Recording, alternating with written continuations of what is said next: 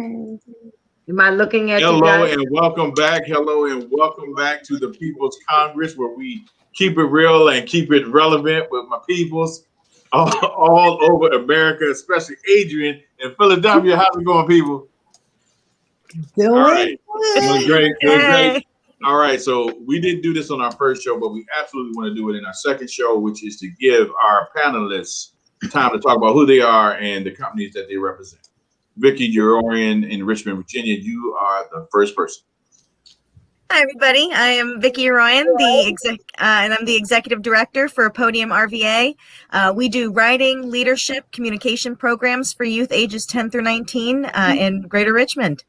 Hey, I like that. Short and sweet. Let's go. All right, Kevin, you got it in Georgia. Hey, ladies and gentlemen, all across the globe, welcome to your future. Kevin Vaughan with the Men Let's Talk Network, Media and Consulting. Thank you. All right. Peace. Indianapolis.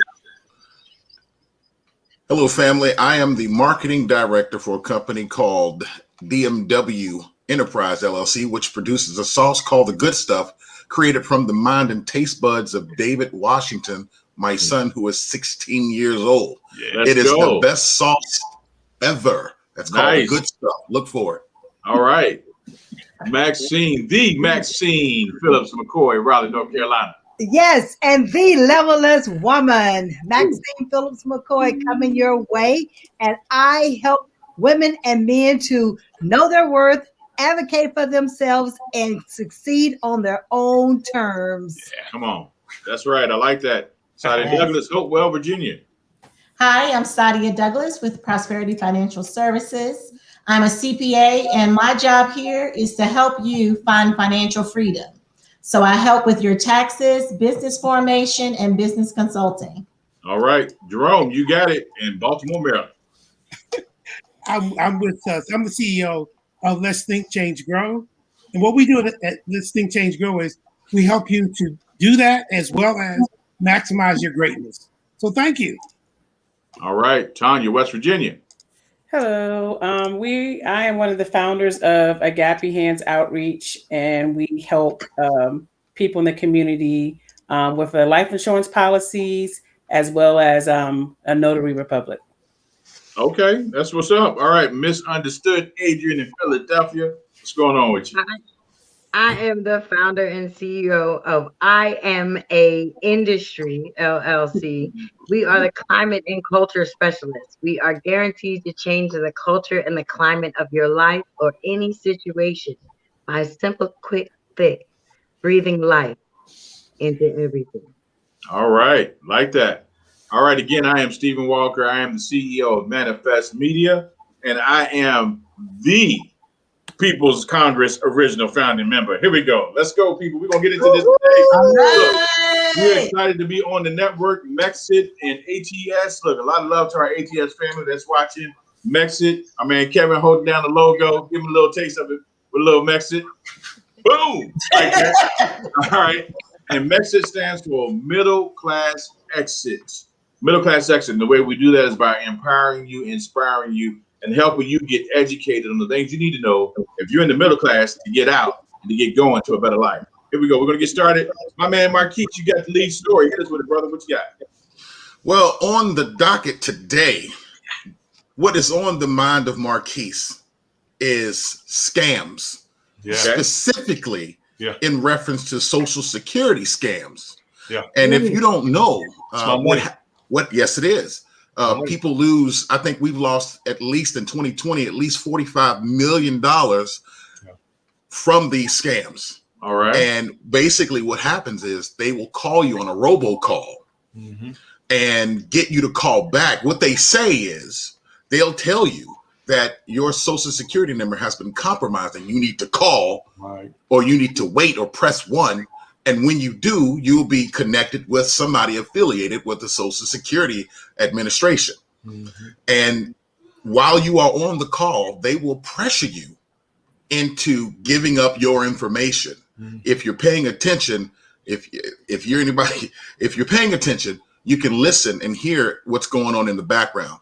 It sounds like a very large operation, and we already know that if anybody's going to call you from the Social Security Administration, actually they're not. They're not ever going to call you. That's the first thing. And number two, if you've ever spoken to anybody at any office, you're not going to hear a call center in the background. Right. So, and then two, the next thing is they'll demand immediate payment. Right. They'll take cash, gift cards, prepaid debit cards. They'll get you to try to wire currency and everything. So this has become a serious situation here in the United States. And what I'm being told and what I'm reading is to not give out any pertinent information. Don't call the numbers back. But Marquis is hard-headed. I call the numbers back. And this is what I found out. All right. The numbers that you call back are being ghosted. Yeah. So one number was actually to a police department. And it was so bad that the police department put on their website that, hey, if you're receiving these calls, it's not us. They're being spoofed from another location. And I had a call last week about this situation. Somebody tried to get me, and the guy literally cussed me out when I wasn't being cooperative. Oh man! So, and I basically blessed him, and with some beautiful words, and so much so that I calmed him down, and I told him to have a nice day. All right. Guess what happened next? They called back. Yeah. Oh my gosh! The same guy. Yeah. The same guy. But check this out. This man apologized to me. Okay. He apologized. There's nothing like a criminal with a conscience. I tell you what. And normally these Social Security scams, we call them elder abuse. Yes. Because it's our older population that actually falls for it. Yeah. People would call my mother as well. And one of the hardest things is to say, don't give your information. They think it's okay. They're like, oh, but they just wanted this. Right. They were confirming my number. No, do not confirm anything. All right. So let's start right here with the facts. We got to break it down for our middle class viewers. We got to make sure they understand. Vicky, I'm gonna come right back to you. So hold your thought. So the point is, there are calls coming out to those who are elderly and some who are, maybe middle age, and these calls are acting like they're calling from social services, right? So if you're watching this, educate those who aren't watching this. It's not enough for you to know; it's for you to know to empower others. Vicky, go ahead. Well, I was just going to follow off of what Saa'dia said. I mean, my 93-year-old Nana. Am I getting some feedback? No, okay. So we, with all the scams and trying to get her Social Security number and to take, we literally had to take her home phone off because the risk was so high, and we actually had to do quite some investigation because there was the Published Clearinghouse was another one of those scams too, right. And that elder abuse, and so it was just a big mess, and so I really was feeling what you were saying. So Marquis, is there a place where people can call if they've been scammed? Did they give any information on what to do? Have you been a victim, anything like that? The best thing for you to do is to go on the Social Security Administration's website, and they will definitely walk you through all of the necessary things that you need to do. And if you don't have that web address, that is www.ssa.gov, and you can do the search and it will send you over to the scam department. But if you want to put /scam/ in that address, do that and it'll take you right to the page. So that's www.ssa.gov/scam/. All right. The People's Congress is doing a job with digging deep. Nice deep dive on that, Marquis. Good job, brother, in getting us some relevant information for our viewers. We love that. We're going to go ahead and jump to our brother Kevin Vaughan in Georgia. You are up. Oh, thank you so much. One thing I wanted to talk about, guys, is microplastics in our air spiral the globe in cycle of pollution. Y'all know about that already, don't you? In fact, I hate to even say I'm probably a contributor to some of that, maybe as well. But ladies and gentlemen, we're not too excited because what's happening based on the data now, global primary plastic production in the globe right now is 270 metric tons. Now, what that means, ladies and gentlemen, we're talking about big as a city in some cases. In some cases, big as a state, as far as the width and breadth of that. Isn't that crazy? In addition to that, we've got global plastic waste. This is the after it comes to us, right? We use it. The waste is 275 metric tons. Of course, it's going to be a little more, right? Because we're using so much. And this is global, of course, as well. And last but not least, on our coastal area, this is really where it hits. The coastal plastic waste area is 99 metric tons, and there's so much more. So what we got to start doing is going to glass. That's what I wanted to leave with you. That's what I'm doing in my home now. It's going to glass area and being conscious of the plastic that we purchase and use in our homes, because guess what? It has to go out as garbage, as we know. So our goal really is to minimize that the best we can. Although there's recycling, as you know, going on the planet, there's recycling systems, but somehow it still gets into the streams, into the rivers, and then it flows into our wonderful, wonderful oceans as well. And on top of that, as you've already heard too, some of our sea life is also consumed some of the smaller particles of that, which gets into our food chain system, and that's another area.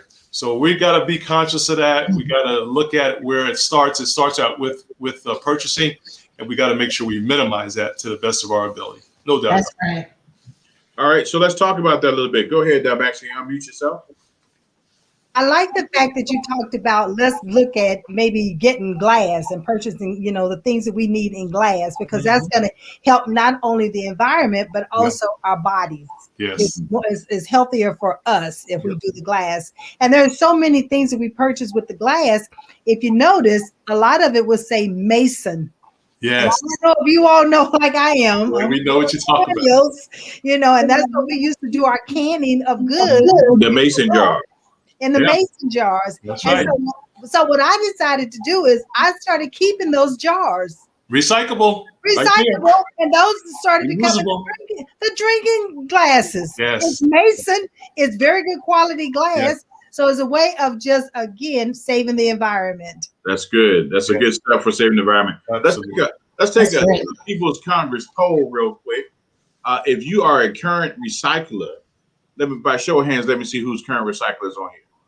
All right, so that is all right. So that's about 70-80% of us are current recyclers. Good job, and good job for you. We're happy at least somebody's doing it, but that's what we need to do is more of that and more education on that. Kevin, did you have anything to cap off the end of that story? Yeah, one thing we wanted to share with our young people too, as well, our youth, that we can purchase a lot of items that are made with plastics, as you know. So we really got to get the word out through our families. I think it also should go out through our universities, all the locations where our children are at in schools as well. Higher learning and the lower learning as well should also be a part of that. And there are some recycling centers going on all across the country and across the globe, but we really want them to understand the why.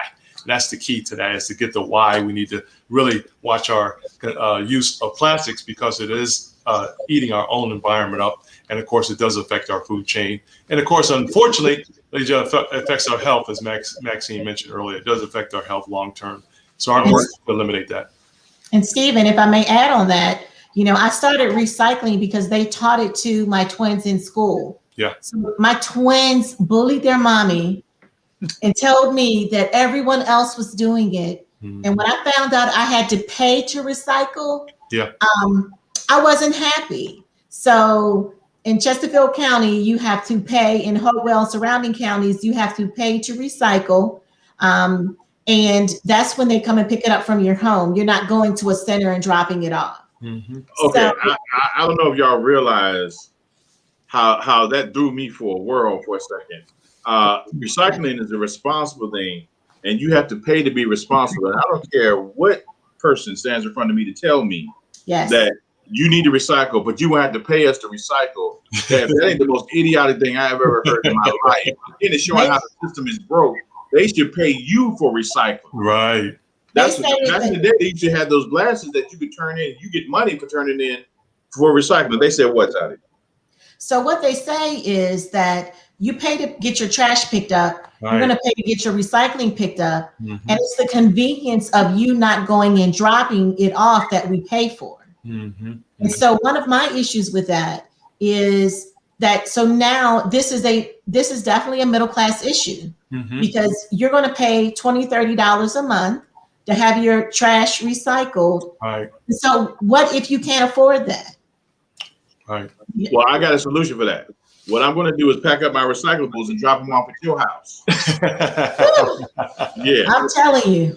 Yeah. And they charge you for how many, in my neighborhood, if I want 2 recycle bins, which is what I needed, because I recycle everything, you have to pay for the extra bins that you get. Right.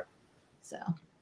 Yeah, also too, guys, the other upside to all of that, it does create jobs for people. Some people have to do that work. So on the other side of that, people's jobs are there, and so that helps their families as well. So when you look at it on the other side, there's people working to make sure that recyclables get into the system, as far as the recycling and burning and the consumption, so they can help man that a little bit, So it's a positive side is the people's job. It could have been my job, possibly. Right.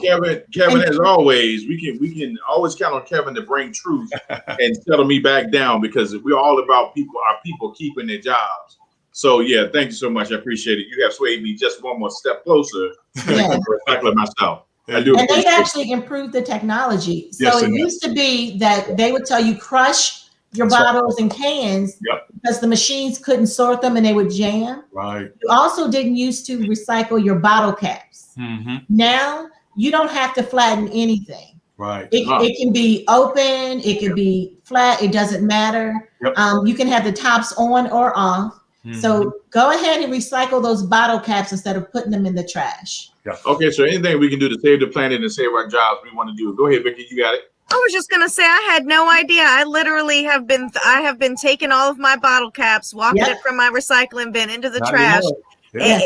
And thank you for letting me know. I really appreciate it. They didn't let the people know. Hey, but here in the People's Congress, we let our people know what the truth is. Go ahead, Adrian, what you got?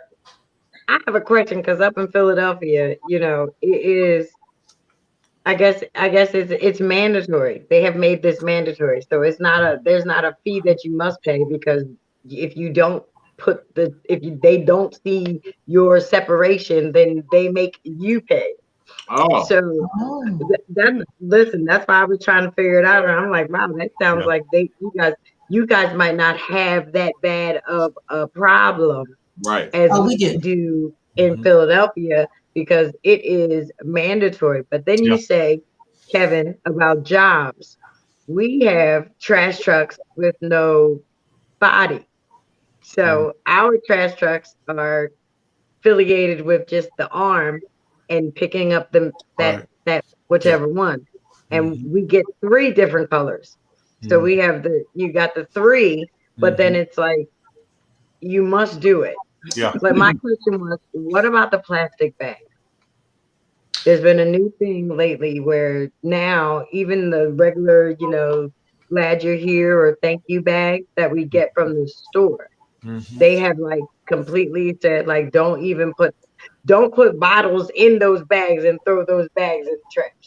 Like they want you to empty out the bottle and get rid of the bag. So is there a difference in the plastics? Yes. There are differences in the plastics. Here in Indiana, or Indianapolis rather, there are only certain plastics that should go into the recycle. Everything else goes into the landfill. So we definitely have that issue here. And they encourage you with your shopping bags. The grocery stores here, they have a little container outside that when you go to the grocery store, you can put your old ones that need to be recycled into their container. It's at the doors of our grocery stores in Virginia. Same here in North Carolina as well. Yes. So no more bag ladies. No more bag ladies hanging on the ladies hanging on the counter. No. Nope. All right. Well, thank you so much, Kevin. Do appreciate that. We are going to jump down to Brother Jerome. Brother Jerome, Baltimore. What you got for us? Baltimore's own. My story of the day has to do with us sabotaging our retirement savings. Wow. Now, we know for the Mexit group, we would love to start our own businesses, become our own entrepreneurs, so we don't have to worry about a job taking care of us when it's time for us to retire. But all of us aren't in that situation. So those of us who do, there are 4 things out there, and that I was reading this article that many employees fail to do that can benefit them when it's time for retirement. The first thing is the matching employee funds. Number 2, taking advantage of tax breaks that come with retirement. Number 3, failing to track the fees that you pay when you're involved with that. And last but not least, the proper right allocations if you're dealing with stocks and bonds and mutual funds and things of that nature. The one thing that got my attention was definitely the employee matching, because I used to work at a job where the company would match 5% of all the money that I would put in my up to 5% of all the money that I put in. And I was smart enough to recognize, well, if I put in up to at least 5% of my pay, they're going to match dollar for dollar up to 5%. Well, that's where you're going to double your money out there in the savings. Where you're going to double your money in the stock market. Right. So you can't beat that with the sticks. So one of the things that I made sure that I did was, at a minimum, I matched up to at least 5%. I did 15%, but that's because I could have. My wife wasn't working, so I could afford it. But the point was that when I looked at my statements, quarterly or whatever amount of time, I was always smiling, because I said, Jerome, this is how much money you put in. This is how much money the employer put in. And this is how much money you earn.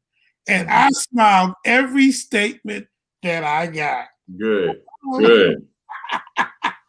So that one really, really, really got my attention. Now, the one with the allocations, I know that certain people have a certain amount of tolerance where they take bigger risks and smaller risks. I mean, I didn't understand any of that stuff. So I kind of like,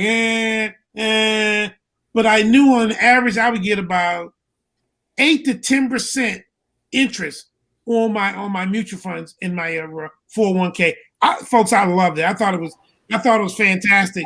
But unfortunately, what I see on my job was a lot of folks, well, I can't afford that. My attitude was I couldn't afford not to, because I knew one day was going to come when I could no longer work. And then I'd have to depend on that 401k. And then what am I going to do then? So I looked at it from that standpoint. I eventually stepped down from that job, moved my 401k to some folks now they heard it's called a self-direct, where I could borrow on that money, I could do other things with money. It was very, very nice, because now I was an entrepreneur, so I had more flexibility. Taking advantage of those assets are very, very important. So I thought that was an interesting article. All right, yeah, that's good. So let's talk about it. Let's talk about it, people. Yeah, that's a great area, Jerome. Matter of fact, I just will tell a quick story, ladies and gentlemen. It's so important, first of all, to have strategy, right? We talked about this before. You got to have that strategy with your own money, especially when somebody's going to match your money as well. You got to have a plan. But the one I like the most, Jerome, and everybody, is the fact that I was also told, talk to folks who've been there the longest. See what they're doing. Ask questions, see where their money's, at. And of course, use your own judgment after that. But it's so important to check with the older folks that have been there maybe 30, 40 years, right, before you, and just find out what they're doing, because I tell you, they're probably taking advantage of everything that's available to them. So it's so important to find out what the seniors are doing that are still working in that environment, that or even the ones that may be retired. You can talk to those who've been retired as well and say, hey, how did you set up your plan? So that was something that helped us a lot too in my family. Powerful. Okay, Maxine, I see you're unmuted. You got something? Well, the other thing is the fact that we need to make sure that we talk to our young people about them making sure that they take advantage of this 401k matching opportunity. And those who have been there 10 or 15 years, just because you haven't done it in the past does not mean you can't start to do it. Right. So we also need to bring that up so that they be aware that, when COVID hit us hard, and we don't know what the future had. So we can start now doing what we can do to prepare ourselves when that come time to retirement. I didn't know that when I started out in a job, but I'm like, Jerome said, but once you understand what the company is matching, let's get smart about it. the main thing is just to take advantage of it. You have nothing to lose, because some people have the mindset that if I put 5%, I'm not being able to take this money home with me, not realizing the compound that is actually you're getting double of what you're putting in. Yeah, Not just that. When you take out 5% pre-tax, you're really not losing 5% because No. they take it out before the taxes are applied. So it ends up coming about 3.5. So, but there's 2 points that I wanted to make. One, Jerome, you mentioned risk. So the way that risk works, to break it down for us, regular folks, middle class. Pardon me? I said the middle class. The middle class is when is when we're younger. They say we can maintain risk. So we put our stock and our money away over a long period of time and allow time to multiply. Okay, the time value of money. The older we get, the less risk we want to have in our portfolio. So we always want to have diversity, mutual funds, stocks, bonds, but we have more risk when we're younger and we have time to make it up, and less risk as we get older to protect our next nest egg. Okay, so this other thing I wanted to mention was that it's really HR's, human resources, job to inform you when you start a job of what your benefits are. And so it's really incumbent upon us to go out to the website to see, are they matching? Nowadays they don't tell you. A lot of older people might not know this. They may do what they've always done, but there may be a new program. So in addition to checking with our experienced workers, we want to go and say, hey, what benefits are y'all offering in addition to a regular retirement? Can I defer some of my compensation until I get, older? Yes. So you can do retirement and deferred compensation. So you're really helping in 2 ways to build your nest egg. All right, so let me help the middle class out so that they understand exactly what's happening. All right, because a lot of this is just shooting past people's head. I mean, like me, I worked for major corporations, made tons of money, and when it came to this stuff, I didn't even know, and I barely could care because it just took so much time to understand it. All right, so this is the reality. You got to listen to the strategy that's coming from our panel. All right. If you're watching the People's Congress, you know one thing: you have a part to play in your own success. Right. All right. So now let's be empowered. It was said that you should go to the older members of the company and those who've been there for a while and ask them, what are they doing? How are they doing? Get educated on that. Then the next step is for you to go to the HR department and knock on the door and says, look, I want to meet with you. I need about 15, 20 minutes so you can tell me all of the benefits and all of the perks and all of the things that I don't know, because this is all new to me. If they don't do that, then you go to their boss and make sure you get the answers you're looking for. But you need to get it. You need to get it, because if you don't get it, it's going to be on you and you're going to be losing money in the meantime. Now, it was mentioned to go to the website, but the reason why I didn't say go to the website, because if they don't know what it is, it doesn't matter if it's on the website or not. They still need somebody to explain it, which brings me to my final point. Right. My final point is the only reason why Saa'dia is able to tell us all of that detailed information is because that's her lane. That's her wheelhouse. She's a CPA. That's what she does. So if you don't understand it, hire you a CPA, get them to explain it to you, and have them walk you through the process and give you a sheet of every question that you need to answer. And sit down and make sure you get all your answers. And when you get all your answers, guess what you're going to be? A mighty member of the MEX team, empowered to help others. You know what I'm saying? This message moment is brought to you by the People's Progress. All right, People's Congress. All right, so we're going to go to Adrian. Adrian, did you have something you wanted to share? It looked like you had some share earlier. Well, listen, I'm just sitting here because, like you, I probably, when they start talking about 401k and matching and everything, I'm just thinking, okay, when is my check coming? Right. And is it coming out of my check? Do I have to voluntarily do this? And then is this the same thing as the duck? Yeah. You know what I mean? It's real. Because so at the end of the day, Steve, the way you just broke it down, that's like, I'm so glad that I am no longer in the middle class at all, though. So I've made my own decision to be my own winner. So my own great owner. So everything that I then do is like you pay yourself to do. And it's like, oh, okay, I'll match me. Oh, and then you find investors and they say, oh, okay, you can match me too. Oh, okay. So that's my investment, my my nest egg.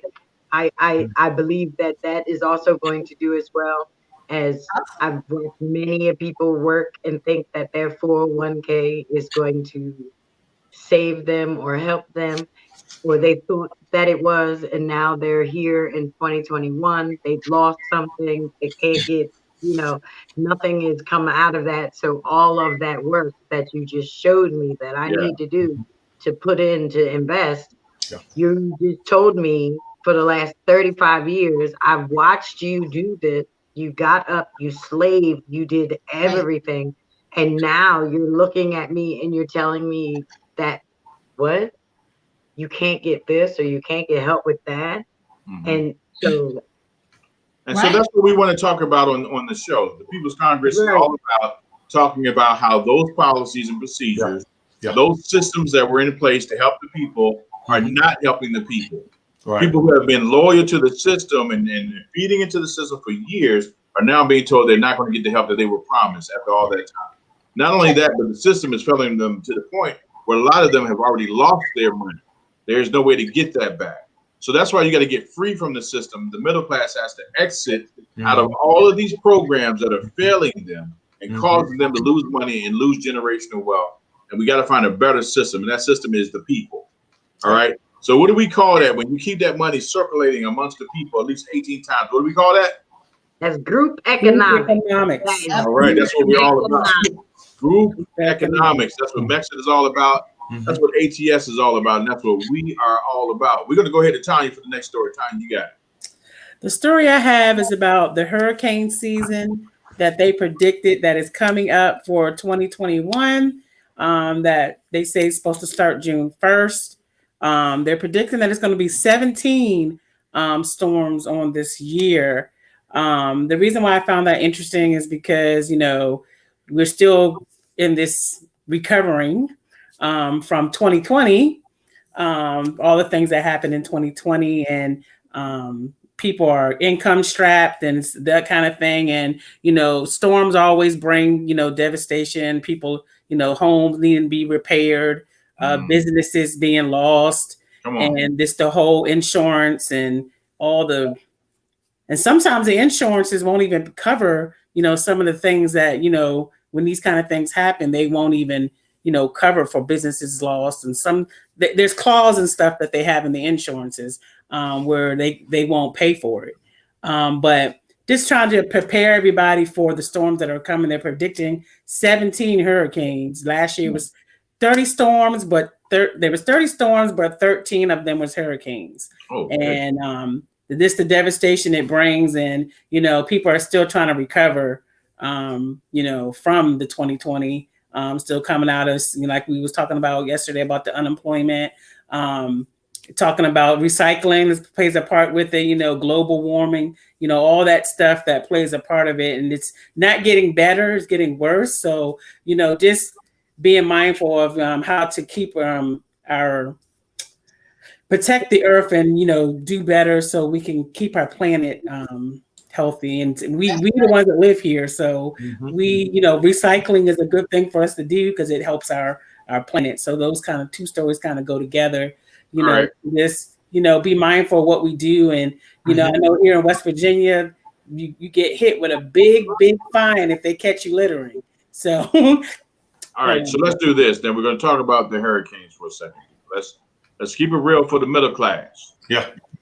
All right. So one thing that comes to mind is hurricane preparedness. Yes. If you are in an area where hurricanes are known to frequent, you have to get a plan for hurricane preparedness. And so I would suggest Google hurricane preparedness kits, and know your area, where the safe areas are and all of that, exit routes, that kind of thing. We don't want to play with human life. We want to make sure we protect our family and our friends and all of that.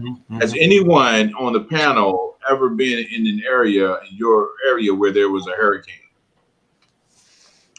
All right. So did it come all of a sudden, or did you get a warning? A warning. Warnings. Okay. And so when a warning comes, do you just ignore it until you get a second warning? It all depends. It all depends on where you live, because I lived in Hampton Roads on coastal Virginia, and we're watching it come from Africa to come right on up the East Coast, and they'll warn you. But it seems like every time it'll bounce away from the Hampton Roads area. So a lot of people have started to ignore that because they just say, well, it's not going to hit us. It never does. Okay. So you always have to keep an eye on the weather forecast. Just pay attention. For God's sake, pay attention. So the historical patterns for the area kind of informs you on how to react in that time. All right, Saa'dia, Hopewell, Virginia, you said you had a hurricane come through. Yes. And it was Isabel. I don't know if you all remember how devastating Isabel, but it did come up through the peninsula, through the Norfolk area, straight through Charles City, here to Varina and Richmond. So I lived in Varina with the twins, and our home was a rancher, but there were no interior rooms. So we actually slept out. We had, like Marquis wall, the whole brick wall. We had a brick fireplace that went all the way up. So we laid the kids out and we slept right there because that was the sturdiest thing in the house. Wow. If you don't recall, I mean, my area, we were without power for 3 weeks. And so not only did you lose all the food in your freezers, you couldn't cook enough, but you had to find water and ice. I had babies, so we had to find and follow the ice trucks. I don't know if people remember that. Driving to areas that had electricity because your area didn't. Wow. Yes. I had a friend named Dorothy. She got caught up in a storm like that. And I was mad because she was babysitting my dog Toto. I never saw him. So, Maxine, you said you got something. Well, I was, I thought about it and I'm like, hurricane. I was in Hurricane Fran. Oh, wow. Yes. And we had just moved to North Carolina. Welcome to North Carolina. Hurricane Fran hit, I think that's September. And now, mind you, I was given a vision to move to North Carolina. And so once the hurricane hit, my husband said, "Are you sure? Yeah. I told you to move here." You needed somebody that could pray in the area. That's what that was. Exactly. But it was horrible. Absolutely horrible. We had never been in anything like that because we were coming from Texas. Yeah. And the hurricane, once it came in, I mean, the trees and I mean, how big and huge they were. Yes. And they were just like tumbled down like they were toothpicks. Yeah. In the apartment that we were in, it was a 2-story. And the tree that came in toward my son's bedroom, but it hit the back porch of the apartment, opposed to coming all the way in. Yeah. Tree is nothing to joke with. That a tree is one heavy thing, especially when it gets soaked with water. Yeah, it's a very, very dangerous thing. Marquis, you had something? I do. When you are looking to buy a house, being that I have a real estate background, when you're looking to buy a house, you want to look for where the floodplains are, where the flood zones are. Yes. Because of weather events like a hurricane, tornado, or just heavy rain. Right.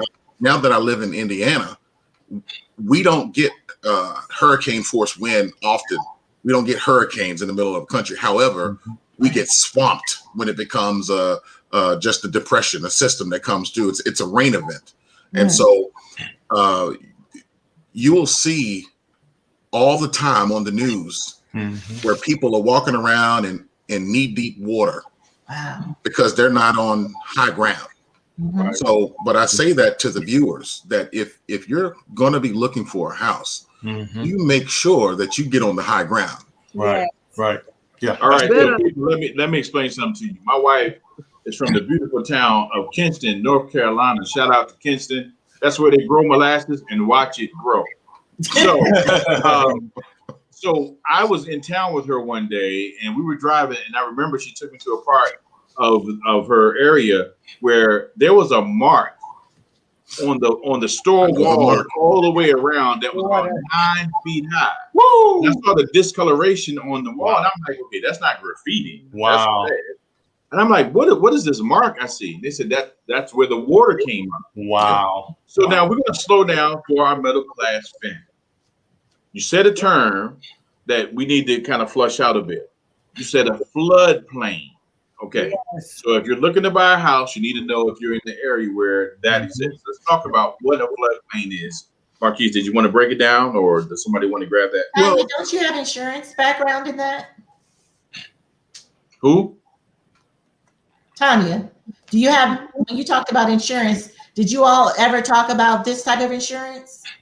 I do life insurance. Oh, okay. All right. You know So we're going to throw it to Marquis. So Marquis, go ahead. What you got? Yeah, brother Marquis. Yeah. Well, basically, the floodplain, the flood zone, is the lowland. Yeah. And when you go and speak to a real estate agent, that's one of the first questions that you're going to ask, because people will build houses. Perfect example is right outside of St. Louis. There's a floodplain, literally a flood zone that floods all day, every time. But they still built businesses and companies on it. I mean, they built it up, but that's where the water ran off. Right. And so the problem with growth is that you're going to find people and companies building houses and property and everything where they shouldn't be built. And because the water has to go somewhere. Right. So you need to get the map, the land map that every real estate agent will have it. Get that land map that's going to show you where the low lying areas are, and it's going to break it down. I know in Virginia, they'll break it down to 500 year, 100 year, 50 year floods. And also what you want to do as well is if you are in a flood, if you are considering to move into a flood zone, make sure you have proper insurance, because they will, if you don't have the proper insurance, it's terrible. You don't want to do it. Yeah, that's the rest of the story, guys. That is the rest of the story. In fact, we got to modify that checklist. I'm talking about the new homeowner. The new homeowner needs to modify that checklist before they purchase a home and include exactly what Brother Marquis was saying, Brother Stephen was saying, everybody was saying. You have to ask questions for the new homeowner. You got to know what's going on with the weather patterns, with the floodplain. It's so important to know that up front. Now, if you still want to build and purchase there, that's okay. You can do that, but you have to have the proper information and, of course, the proper protection, too, as mentioned earlier. That's so important. But that checklist has got to be key. And I think there's some professionals that probably use that the most out there. But we want to make sure you have control of that checklist and ask a lot of questions. Guys, you talk about $250,000 home, $500,000 home could be gone in one flood. Are you crazy? I don't want that. One thing I want to is, I'm glad Tanya brought this story up, because one thing you have to do is, if you know there's going to be an increase in hurricanes, you need to Google where they're expected to be. Right. And if you're in that area, you're going to need to start taking some precaution one way or the other to prepare, because see, knowledge is power, but the application of knowledge is powerful. That's what we say here on the People's Congress. So I want to make sure that you guys understood that. Is there anything else you guys want to share before we move on to the next story? Actually, I did. All right, and then we're going to go to we go to Marquis and then Adrian. And this is in reference to the hurricane. Whenever you have a weather event, again, being in real estate, you want to look at where the house is. And also you want to look at where the water runs off to, because where I live right in front of a storm drain. So when the storm drain backs up, guess what? I now have a pond in front of my house. Wow. So that's the other thing you need to consider as well. Also, how your house drains water, because if you have a basement, when the water hits the roof, goes down the gutters, goes down the tube, and it goes right on your grass. If you have a basement, it's going to go down to your basement. And if you don't have a sump pump, you're going to have a flooded basement. So when you have rain events like that, you want to make sure your gutters are clean, check your gutters, and make sure when you have the water runoff, make sure you have that line that goes from the gutter, I can't remember what you call that thing, but it goes down all the way, and have a hose, plug it up, that pushes away from your house. There you go. And the other thing too is, when I know this turned into a real estate conversation, but when you do buy a house, buy that house so when it does rain, the water will go away from the house. Yes. Right. So he's talking about making sure the house is built up in a way that it slopes away from the house. It slopes away from the house. That's right. That it goes down into the foundation. It causes it does. It causes major foundations. I do rehabs as well, and I see water run off all the time, especially in old city neighborhoods, to where there's one house in particular. that drains, but that doesn't go anywhere except to the neighbor's yard and into their basement. So when I go down to the basement, it has all basement issues, some of which comes from the next door neighbor's runoff. All right, we're going to go to Adrian, and then we're going to the next door. It's coming from Vicky. So Vicky, get ready. Adrian, you got it. Mm-hmm. I was just going to say, all the information there is good homeowner stuff, which is really good, because if you don't own your home, then you never even know all of the things that you should be paying attention to. So just to hear all of the good information about the runoff and the way that your water should be coming off, like those are conversations that you wouldn't really be able to find anywhere but the Mexit. So I kind of appreciate that fact that y'all just did that. You went from one story and then had like a whole real estate moment. Yeah, that's good. That's the quality teaching you get from people's That's that good stuff. That says like you done spent some time at the ATS and you done had the real estate classes. You done learned about the dirty dozen. You learned these things, and now we're coming to a platform where it's available for all of us and everyone. I wanted to just say, my birthday is in August. All I remember is that every time August 19th hits, there is a very big hurricane. Yeah. Since I was a little girl. Yeah. It used to only be about 4 or 5 of them. I used to be able to be like, it's always gonna rain. Now, got about 10, 15. Oh my God, it's just always raining. And it seems like Tanya said, with the ozone layer and everything, with the big hole and not being able to take care of our land in the correct manner, it seems like the hole is just getting bigger and bigger and bigger. And it seems like every year these storms or these hurricanes, they're just getting bigger and bigger and bigger. And I heard something that Marquis said that I think that we all should be able to take from. Because of the fact that we hear the outcome and it's not what they say, we then begin to doubt what we're hearing. And then we try to take our own, we make our own decisions on what the people are saying. We are not God. We are not God. That's right. So if you hear warnings, take heed to your warnings. That's like when the fire alarm goes off in the apartment and no one moves. Oh, good point. I'm glad you said that. That's a good point. Like, what happened? Look, this is the thing about fire alarms. And you said that, and you triggered something in my mind. For those of you who have unplugged your fire detector because it was beeping, your smoke detector, and get you plug it in and get you a battery. See, that might save your life. That might save your life. All right, let's go to Vicky and Richmond, Virginia. You got it, Vicky. Right. Well, first off, I just want to say I have been taking some notes this evening. I am not a homeowner yet. I know, though, that is a strategic investment to tie in an earlier conversation as well.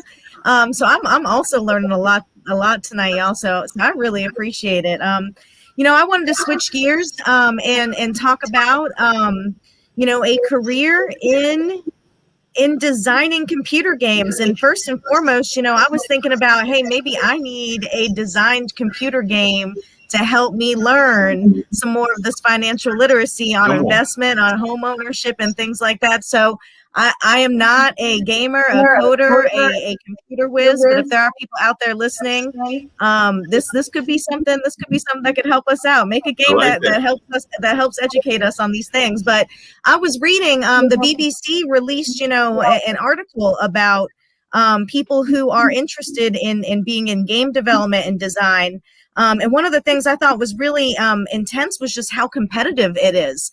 On average, there's typically about 1,200, entry-level positions each year, but then there's anywhere between like 15 to 20,000 students who are graduating from these fields to go into computer games. And so that's quite a competitive field right there. Wow, that is impressive. Yeah, that's big. It tells you something that's what's coming in terms of the future. You know, if it's that kind of ramp up and those who are getting involved, and we already know that in terms of time spent viewing a TV, time spent listening to a radio, time spent playing a video game has exponentially increased for video games. People spend almost their life on a video game, all right, because they're building, you know, their characters, they're getting their numbers, they're getting their badges, they're buying all the upgrades. So the gaming industry is a part of the future. And I think that if we're not careful, we're going to miss this shift of, like you said, gaming being integrated into life in a way so that there's things that people are going to start learning from gaming instead of just it being entertainment. It's going to be empowerment. What do you think about that, Maxine? Well, one of the things that I was thinking about when she was talking about it is that what most people don't understand is how long it actually takes to create some of those games. Good point. Minecraft, if I'm not mistaken, it took them almost 20 years when they really finally hit the market. Wow.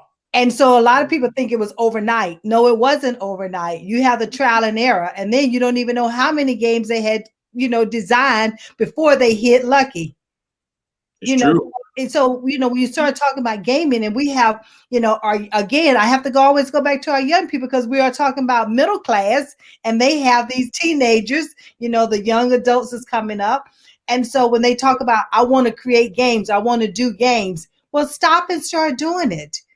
Don't just say, I want to do it. Go on and take, as we say, take a leap of faith and start creating those games, because tomorrow is not waiting. You need to go on. You just heard Vicky talk about how competitive it is. So be one of those, you know, be first to the market on some of these new ways of doing things when it comes to gaming. And the other thing when it comes to gaming is that you're sitting there and you are actually working the game. You might not like the outcome of it. You might not like the strategy of that game. So why not go on and create a strategy of your own and start submitting it maybe to the companies so that you can become a beta tester? So you're spending all this money for the game. Why don't you have them to send you the game or send your youth the game so they can start doing beta testing? And now you're creating what? Entrepreneurship going on here. That's good. That's good. There's ways to look at this gaming, and not just let somebody else always create the games. You be one of the ones to start creating the games, and get your friends together. Pull your heads together. You talk about what? Relationship building. You're talking about teamwork. And this is how things start happening. You start getting together. You start bouncing off of each other. And so that's another way of looking at gaming. That's good. And that's what we want to do, is we want to empower you, the middle class, to not live life, but to invest time in life. You got to be able to say, look, I wake up every day, I go to work, I come home, I pay bills, I wake up, I go to work, I come home. That's not what life's about.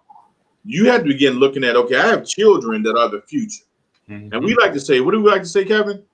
Welcome to the future, ladies and gentlemen. Right. So we need to make sure that if we know what's coming in the future, that we're getting in position so that we can take advantage of it and start to dominate in those areas. If you have kids that want to play video games and they want to learn about video games, MEXIT and ATS is where you want to go. You want to go there so that they can learn what they need to know, because we are training the future to take over in industries.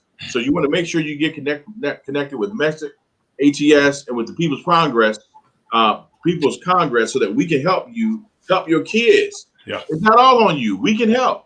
All right. So we got the information that you need, and we want to make sure that we empower you guys the way we are supposed to empower you. And we are going to we're going to flush this story out a little bit more. Who has something they want to share about that? Yeah, I wanted to talk a little bit about that, because Maxine, I love that area about the young people, because you got to understand, ladies and gentlemen, my pastor told me this, guys. It was powerful. You know, we used to say, think outside the box. My pastor came up one Sunday, says, there ain't no box. Come on now. Yes, sir. I said, I got that. The box ain't even there. It's unlimited, ladies and gentlemen. So that means the box is not even there. That means you have unlimited potential. So we want to make sure our young people, please, young people, know that you have everything you need inside of you.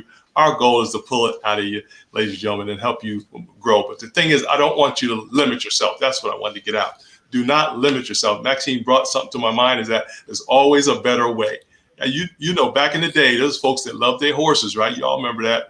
Not y'all remember it, but we remember when horses were the primary transportation, and nobody ever thought a car would take over that, right? Now we got drones. Now we got rocket ships going to Mars and all this good stuff. So the thing is it's just unlimited in the thinking. So when some people say, why not? You say, you know, you get it done. Bottom line, just get it done. So it's so important that we encourage folks and make sure they understand there is no limit. It's not a wrong question, not a wrong answer, and there's no ideas that won't make it. It's amazing. All right, so let me give you an example of that. My mom, she went out and bought when computers first came out, she bought one of the first computer models, brought it home and gave it to our family. It was a kind of word processor, had a manual with it and everything. And I remember looking at this thing, thinking to myself that this is something that I need to understand. And I tried my best to read the manual to understand what the thing was.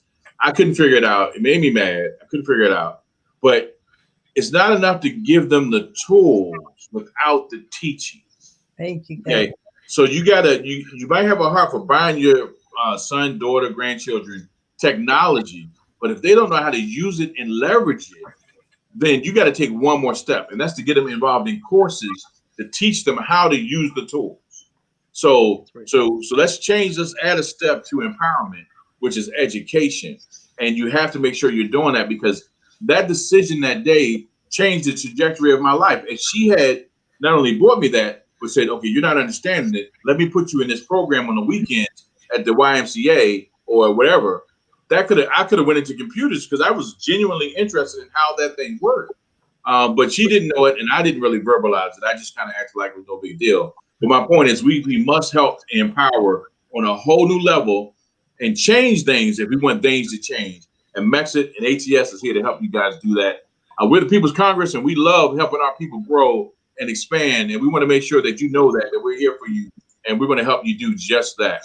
All right, so we're going to move on to the next person. We're going to Saa'dia in Hopewell, Virginia.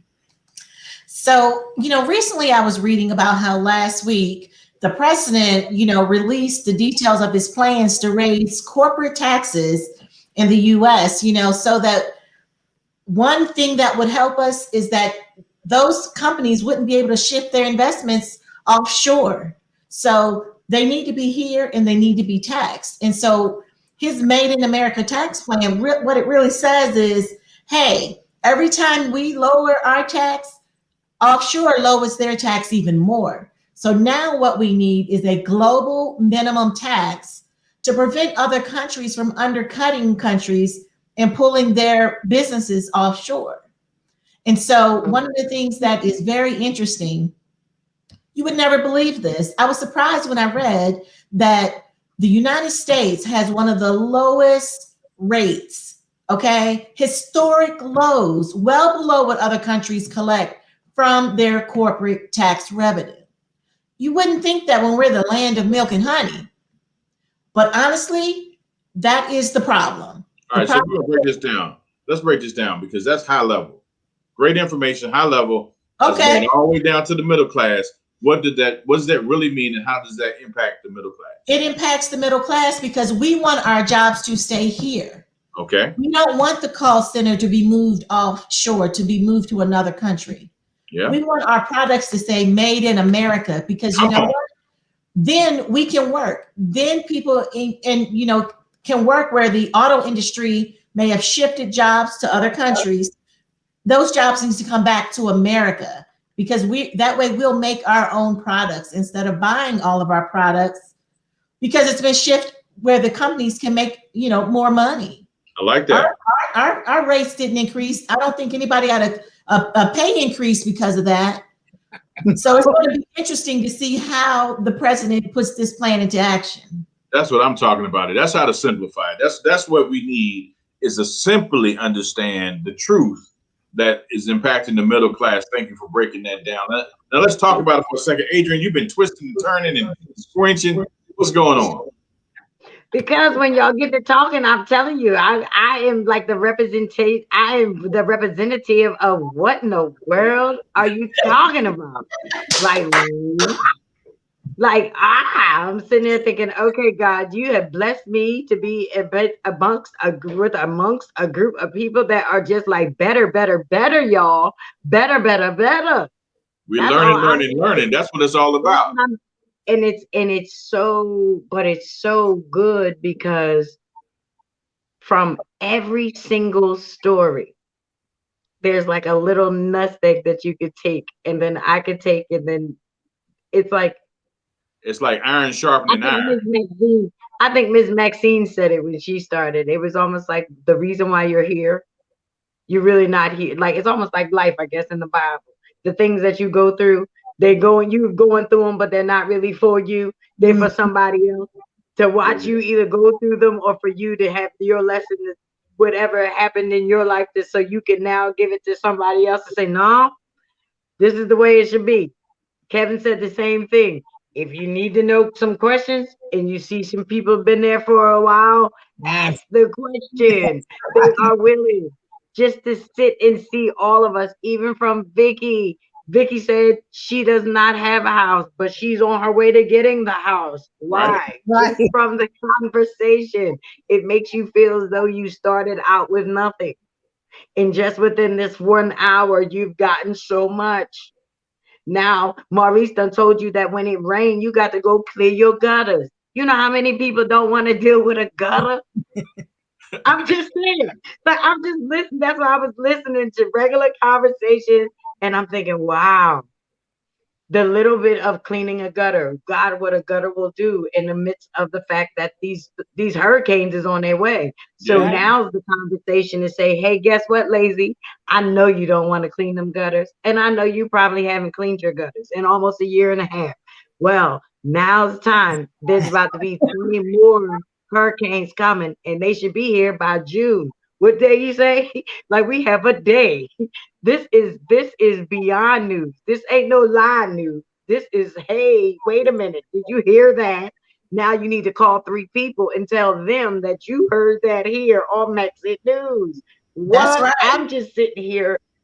Mr. Steven, I'm flabbergasted. I'm sitting here talking about I'm ready for my thing to talk about what the drones and the bees is doing. And then Kevin started talking about all the other things that the drone is doing. I'm thinking, this new technology, it's all in a game. You thought that the drone, like that's like the remote control car times like 50. Yes, you Right? know. We used to think the little kids were playing, the guys walking around with those remote control cars and they had like real wheels. We loved Right. it. Now you have drones that are like flying and from delivering food to, well, we get to this story in a little bit, but Yeah, I yeah. can't even believe what these drones is doing. I'm just All right, we're gonna come technology. back. We're gonna come back to that. We're gonna pass it to Jerome. Jerome, you got the next story. Oh, I was looking at one of these stories in reference to automobiles recalls. Okay. And the reason why this story got my attention is that the car I have right now is fairly new, and I bought it about 3 years ago, and I bought the one previous to that 3 years ago. I've been messing around with this company called ATS, and I realized I got to stop buying cars, but leasing. But I didn't figure that out before either.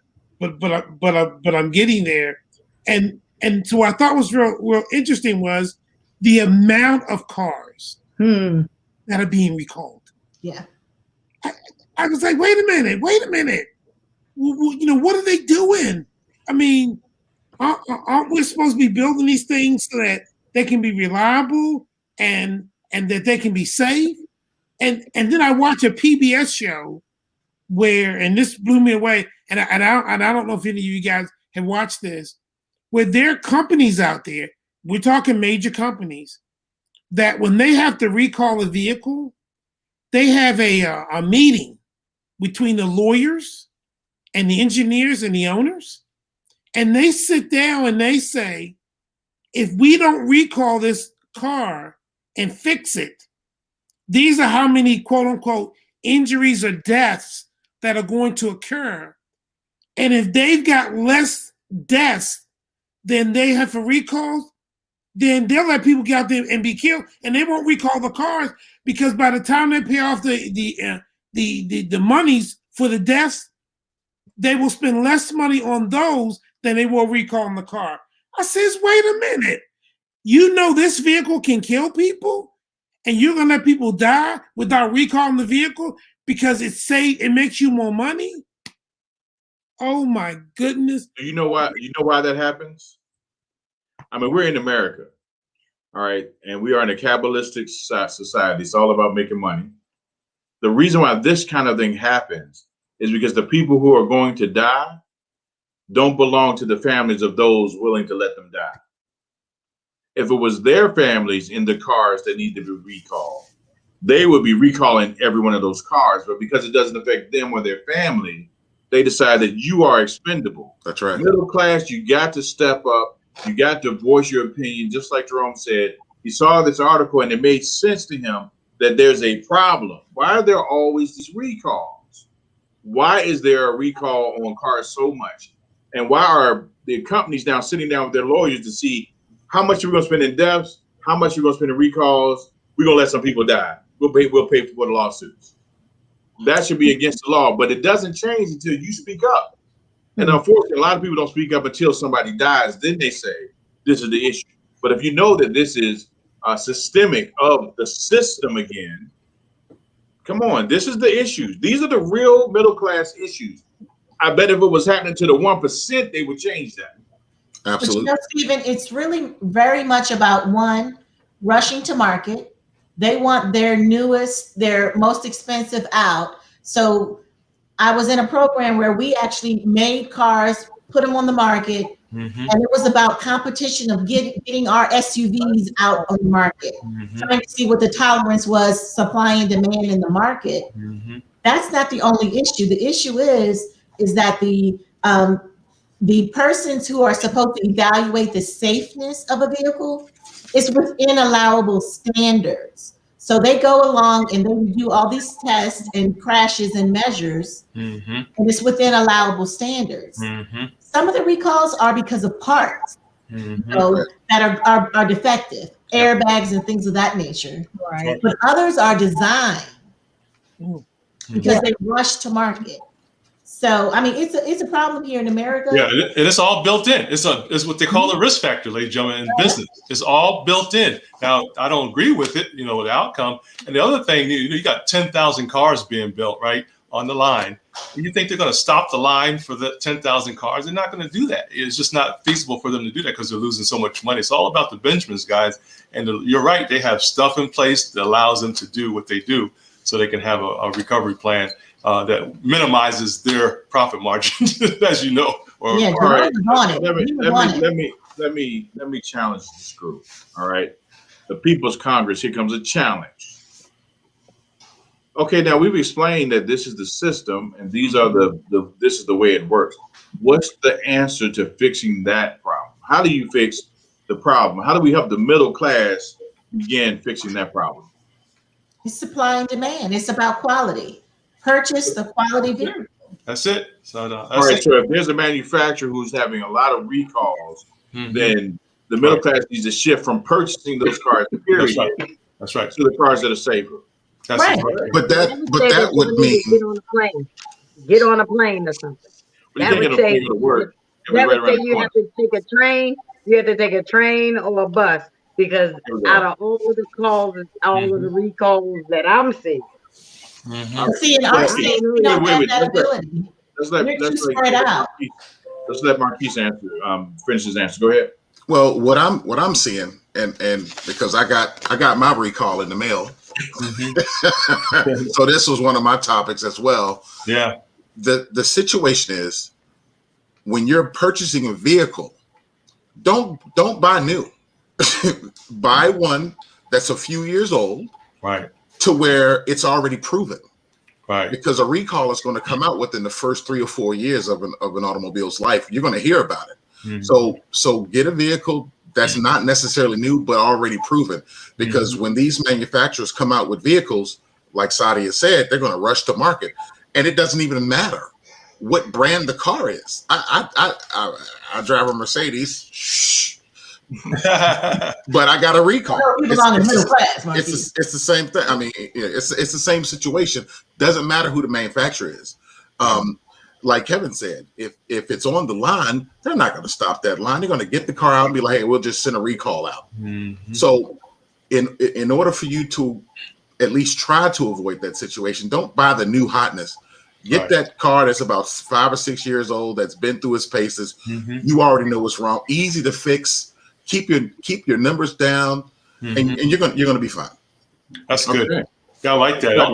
One thing I wanted to mention real quick. You mentioned it all earlier, guys. It's about getting the data. I think, Brother Stephen, you mentioned it earlier. You got to have knowledge about what's going on. Ask a lot of questions, but you got to know what questions to ask. I think that's so important for the new car owner, the new car seeker. You got to ask questions about the process of making cars, getting cars to market, things like that. Now, not everybody knows that. So that's where we come in at, bam, right here to help you out. There you go. And how many of us have had cars that have had recalls by show of hands? Yeah. Not everybody. Look at that. Look at those numbers. That's How many of American us have bought a car in the first year it was made, Stephen, and that car ended up being a limit? Raise your hand. Okay. Yeah, so go ahead, Maxine. I have a question. What can we do that the executives of these car manufacturing companies to see what car they're actually driving? Oh, Are they driving what they are manufacturing? Good point. You made a statement earlier, Stephen, about the risk factor. They might not have any skin in the game because their family members are not driving those cars. wow. That's You mean they're not driving cars that have, glass that shatters out of the airbag or metal shards or whatever it was? Yeah. They know their problem areas. They rush it to get it to the market. They get the special glass. They get the special glass. I would have to pull up a video for you guys. There was a manufacturer who they're working on automation, autonomous vehicles, and his company had created a stopping system for brakes for the car. And I don't know if it was the owner or was he the CEO, but he had the camera crews out. He had his employees out. He stood right on the street. Yes. And he said, I believe in my product so much. Right. And I'm going to stand in front of this car and it is going to stop from hitting me. Now, I appreciate a man like that. I appreciate a man that puts it on the line like that. Right. And I appreciate the fact that car hit him. Yes. All right. And he had to pay for his ignorance. Yes. Because that would have happened to somebody's child had they not saw that happen to that man. Now, I'm sorry that it happened to the man. But my point is, he was willing to put his life on the line to prove his product. Right. You got to give it up to him for that. Now, I hope he didn't die. Of course, we'll call it a human trial. It's human trial. But see, Tesla had an issue when Tesla first came out. They said, you know what? If you're in an accident, our windows are shatterproof. So they were that was their claim to fame. They had brought a film crew out. It shattered on the first hit. Tesla's stock went down. They had to recover from that. Dang. So that's the kind of stuff that the middle class doesn't really know is happening behind the scenes. And we're kind of sharing some of that information with you guys so that you know this is the kind of thought you have to put into your purchases. Absolutely. Right? Purchasing. These are hard dollars that you're hard-working dollars. Yeah. You're making purchases, but you got to make educated purchases. You got to do your research. As Kevin was saying, you got to have a plan for your money so that it's protecting your family and is giving you what you need in terms of safety, quality, longevity. There are products that were made in the 50s and 60s that still work today. Come on now, come on. And there's products that were made, 2 weeks ago that broke. Certain person got it, plugged it in, tried to use it, broke. I'm telling you, washing machines and dryers lasted forever in the day. That's right. They expire now. Oh, watch out. That's my next story. All right, I'm with Maxine. Maxine. Let's hit it. What do you think, Maxine? I love that segue because now I'm talking about how can we make washing machines last? Okay. You're right. They use it last forever. I remember as a little girl, we had that ringer I mean, for years we were able to keep the wash machine. But the minute we went to the electric wash machines and all that, next thing you know, within 5 years, you need to replace it. Yeah. I mean, I have these new ones that sit on top of the stand and everything. You got the HE, you got all these digital components to it. I mean, I love it. I love the color, and I've had it repaired. I paid $400 to get the washer repaired. I paid $600 to get the dryer repaired. But why did I do that? Because I love the color, and I didn't want to have a mismatch when it happened. Wow. You know, but the whole thing of it is, what can we do to make them last? And so here's a company that I read about. You know, their stock has gone up, up, and up because they are now repairing those wash machines. They're not letting them, because a lot of people want to do what? Replace them. They want to purchase new ones opposed to having the old ones repaired. Yeah. And now they're giving them a warranty on the repairs. And so now more and more people are saying, let me call and have this repaired. Yeah. Powerful. So that's how they're making it last longer, is because now people are actually getting them repaired opposed to replacing them. All right, let's talk about this thing. I know there's a term that the middle class needs to come to understand, and it's an American principle they stand on. It's called planned obsolescence. Obsolescence, yeah. Planned obsolescence. So let's break that down for the people. Let's see. Let me see who I'm gonna grab for that one. Planned obsolescence. Marquis, break it down for the people. What's planned obsolescence? I'll pass on that, Steve. All right, we're gonna give it to Saa'dia. Saa'dia's already ready to go. All right, Saa'dia. All right. Planned obsolescence is when you think of your cell phones. Have anyone noticed that they expire right around the 2-year mark? It's planned. Yes. Okay. Yeah. So planned obsolescence is when they create technology that's not built to last. Right. Okay. It's not for tough. Right. Yes. They want you to replace it. Otherwise, they're going to go out of business. That's it. They only make money when they're selling them new. That's it. They want to. Yeah, that's right. And one example, I could not wait when the first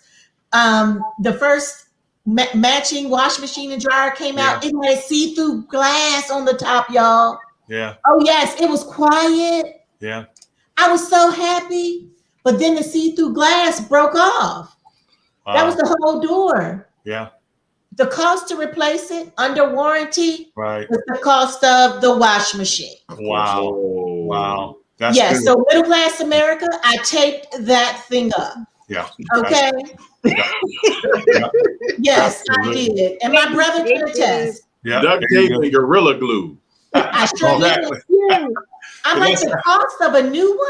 I know, but they set it up. Just the lid. They set it up like that, ladies and gentlemen. Why they want you to buy the warranty and everything. But you're absolutely correct. They set it up to fail because they keep their business continually going for the next 500 years or whatever it takes. They don't make money if we don't buy it. Yeah, exactly. Right. So that's the thing about American products. You know, it used to be back in the day that made in America meant something. Yeah. It meant that we were employing Americans that were making quality and nobody else in the world could do that. Quality. All right. So we need to get back to that. And if you don't have it, then you make it. Maybe we need to create companies that are making quality products, that are selling products at the right price, employing our own people. And guess what we're doing here at Mexico? Exactly that. We're looking for people who are looking to invest in the future, and they have the means, they have the mind, they have the willpower to put it together and work together to make it happen. So that's what's going to happen in the world. Things are going to shift away from big corporations giving us garbage year after year, polluting the oceans with it and all this, to our people, our own people saying, you know what, I can make it better, I can make it cheaper. And guess what? You don't even need to market. Sell it to your people in the community at ATS, and we'll keep circulating them dollars between ourselves. That's the way it needs to happen. Go ahead, Maxine, you got it. Well, the other thing, Steve, is the fact that this company who are now repairing the washer machines, there need to be more people doing it. Yeah, there you go. Yeah, opportunity. That's an increase in jobs. As you know, that you have a skill set. You're gifted with your hands and your mind, and you like putting things together, or tinkering with things and finding out what the problem is of the solution. This is an opportunity for you. And you can become the entrepreneur, own your own company, and hire more individuals who love doing this type of work. Absolutely. Right. For it. That's powerful. All right, so don't remember the moment brought to you by Maxine Phillips of Marvelous. That's right. Come on. So But that's an opportunity. So we're going to stop right here. We're going to take a second because whenever we talk about opportunities, we want to make sure we explain what it means and how to get involved in the opportunity. So I'm going to tell you guys what I think, and we're going to go around and we're going to see what everybody thinks to add into the conversation. If we know that Americans have been purchasing things that are breaking left and right for years, and we know that a lot of these products will continue to break, that means that any company that gets started repairing any product is set up for future growth and future revenue. All right, who's got the next one? Next point. So one point I have is that when it comes to repairing, when it comes to the products, we all, unfortunately, are snobs. We don't want to buy something that might break, okay? So if that means that we're going to buy from something from another country, that's what we do. Yeah. You know, so we're not willing to save that dollar. You know, that opportunity growth, that opportunity they need to make that grass, we're not ready to let them do it. And the other piece that I love that we said, it really lends itself to small businesses, entrepreneurs are holding up our economy. You know how I know that? Because Biden said that we have the lowest corporate tax rate. So who's paying taxes? Right. Small businesses are. Right. That's right. So we paying a lot in taxes. We getting low wages and we getting junk. I almost said a bad word. We getting junk that we're having to purchase. Inferior products. That's taking even more money to repair it. Yeah. You see how they're killing the middle class? That's how they're killing the middle class. Yeah. Poor quality equipment, poor quality products, not paying you enough money to even buy things that you need to buy. So the answer, the question that you have to ask is, how do we help the middle class deal with that issue?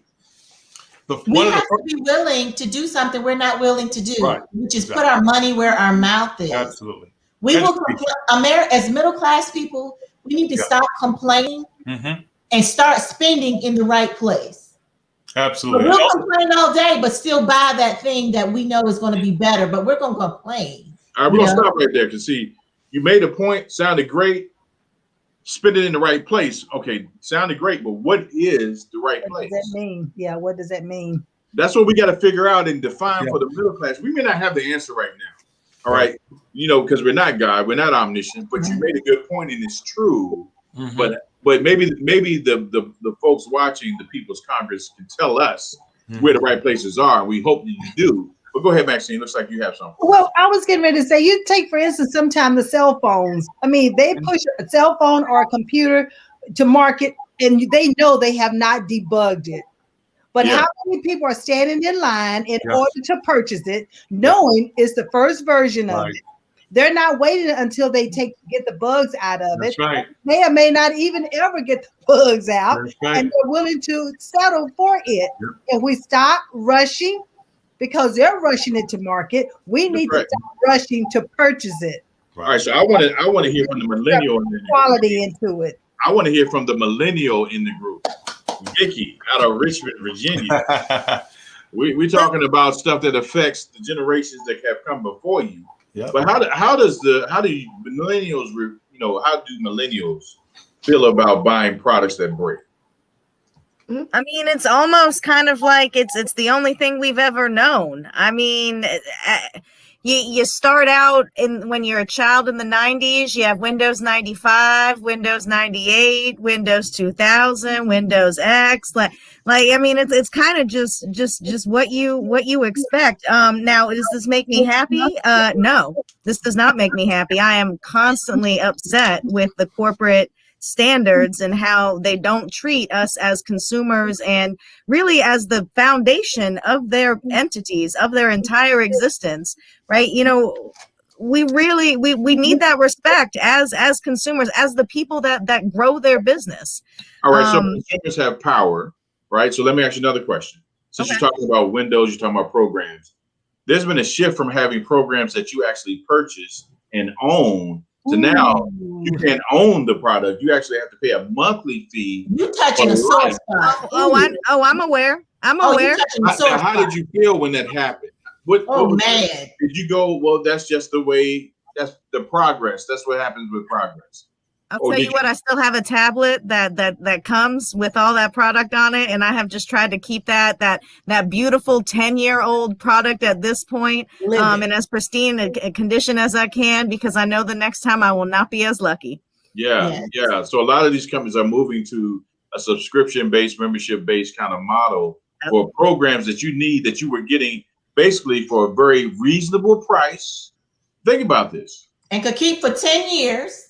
The power to have the product in your hand, to be able to not only use it, but pass it on to your children because it still works and they can use it, right? They've taken that away and they said, you know what? We're going to make you pay for this product over and over again every month for years to come, because we're going to keep new versions coming out, debugging and causing bugs.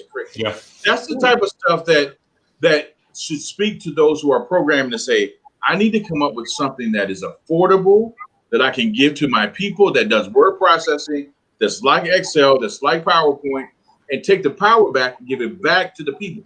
That's another opportunity, but it takes those who have the mindset. These college students, these are millennials, like Vicky, who are sharp as a tack, but getting tired of their money getting taken. Let's get the millennials together and empower them, pay them, and have them create these programs for the middle class, and then watch Microsoft and all the rest of them start tripping because it's unfair. We're taking business from them. But listen, Steve, what's going to happen is nobody's going to buy it. We don't want to learn something new. Everyone has been using the same product.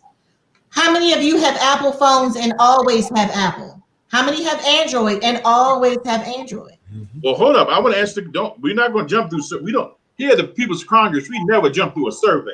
You were asking the question. It was rhetorical. It was rhetorical. No, that's a survey. Here we go. How many of you have iPhone? I have one. No, that's your primary phone. How many of you have an iPhone as a primary phone? All right, we got two. All right. So the rest of you do not. How many of you guys have the Android? 1, 2, 3. What? Okay. So look, and we need to see this because this is where the power shifts. If those of us who have Android get mad at Android and try to figure out how to make our own cell phones, and guess what? It's not that hard to make a cell phone. It is not that hard. If you can create one, and actually you can partner with other people who are making these components and make one that's affordable. I have a guy that's in my area, and I'm never going to tell you guys where the headquarters is for the People's Congress. In the area where I am, that is top secret. I have a guy, he's a millennial. He showed me his phone. His phone is not an Apple, it's not an Android phone. It's a whole different kind of phone. It amazed me. And it's not a Google phone. It's not nothing y'all ever seen. Wow. It's a brand new phone that's coming out to the market. He got it in a foreign country and he let me see it.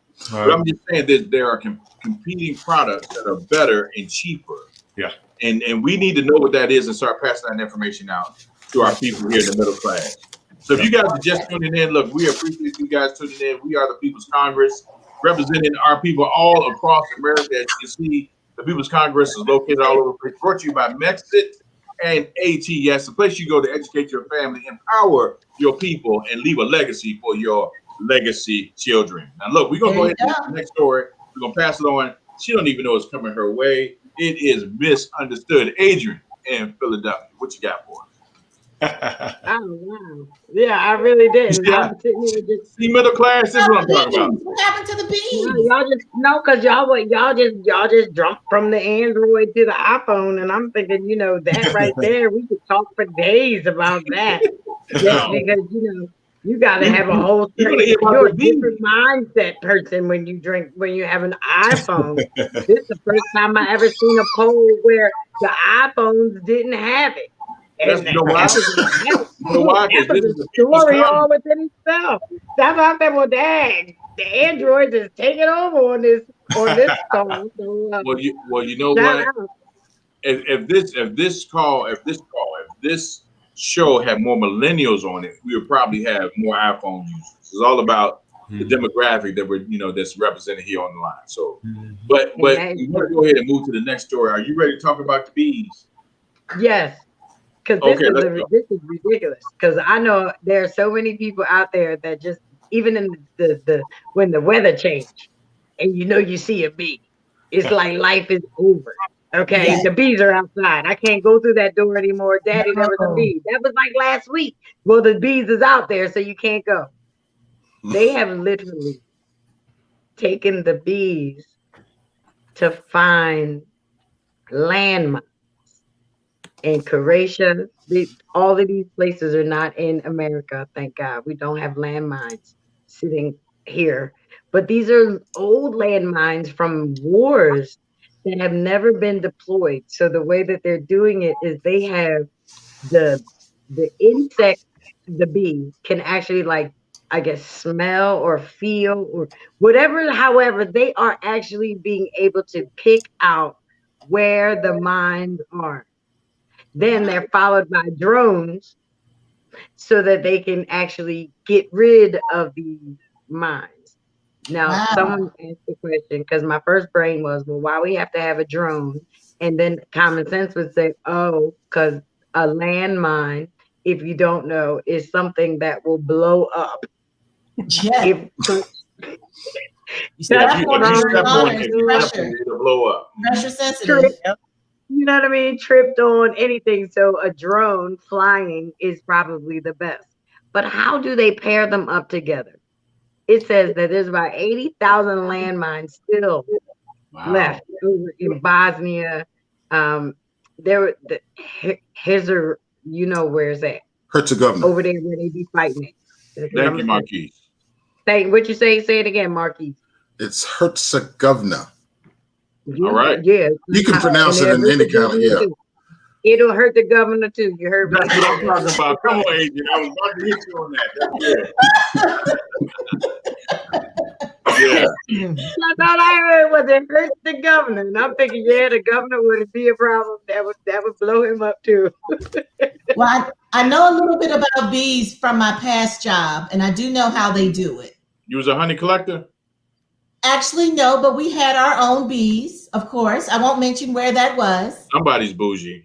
Go ahead. So wait a minute. You had your own bees. bees. Now you need to talk about this story because that's what they're doing. They actually train the bees to go and do what they're doing. So now go on and tell us how you train a bee now. If they put a compound on the queen bee, bees associate that compound smell that they sense with the queen. Their only job is to go to the queen. That's their only job. So they go do their job, you release them, now they're going for that chemical. They're sensing it and they're going to find it. That's how you train a bee. All right, that backset moment brought to you by Saa'dia Douglas, CPA out of Hopewell, Virginia, people. Power to the people, that's what we do, ATS. Hey, by the way, I searched up the meaning of your name, and it says Saa'dia means sharp as a tack. Good job living up to your name. I made that up. I have to thank my past history as being a CFO over several multi-million-dollar agencies. I've learned a lot. Yeah, that's good. That's good. That knowledge is good. It empowers the people. The knowledge is not just for yourself. It's for you to share to empower the people. All right, so we got another story. Let's see. We are going to Vicky. Did you finish with the stories that you had? No, I didn't finish my stories. I've got a couple more. And actually, one of the ones I wanted to talk about is just kind of popping up this week. President Biden pledged to end the war in Afghanistan. We've been there for 20 years. We've had 4 presidents pass over during that time. And so President Biden has now set a date of September 11th to get all of our troops. We've got about 3,500 individuals out overseas right now, and so I'm really excited about that. Really looking forward to not being in another global conflict. Okay, that's good news. We give him a solid clap on that one. Good job. We want to see that come to pass. We want to see that happen. So do we know what September 11th is? That's after the 10th. It's after September 10th. Well, it is a day after my birthday, but who remembers? Nobody in America. 9/11. When they put the planes into the building. Right. You do know we're all Americans, right? Oh, well. Yeah, but I think you remember. I think you wanted us to know that was your birthday because you saw that, right? That's what's up. I was gonna say I listen to context clues, y'all. See, because I'm in the middle class. You know, I'm trying to get up out of It this was thing. after the 10th, and so I said, I know it's my birthday, but you know, Right. so we can tie something historic to a second historic event, bringing our troops home. That's right. Oh, You know what? yeah. Oh, that was even No, because none of that was more important than the birthday. Yeah, she's living up to her name. I did have a reason. I had a reason for asking. Yeah. But that's good news, though. I mean, that anytime we can end the war, then that's great. You know, we know that America is famous for this strategy. This is the strategy. Yeah. When someone has something you want, make them your enemy, and you're justified by taking what they have. And so that's one of the challenges with America, because when we start a war, typically we never leave the place where we had the war at. We occupy, right? And so to be able to have troops come home is a beautiful thing, because our troops are not expendable. They got families, and they're trying to protect our country. Yeah. So I'm glad to see that. So good job. And then we can wrap that up. We can really wrap that up with Saa'dia's birthday. I mean, that's really like a peanut butter and jelly sandwich. Yes. That's all right. That's all right. Nothing. I just wanted to say nothing should last forever. And right now, what's going on is because of the fact that it's about to happen. It has already happened. Past time, past tense. Pull them out. But think about the fact that this has been an enemy for the last 20, 21 years. Right now, what they're doing is they're trying to establish the new enemy before it happens. Because America is a better America if we are together, like with one and against. So 9/11 has been big for me.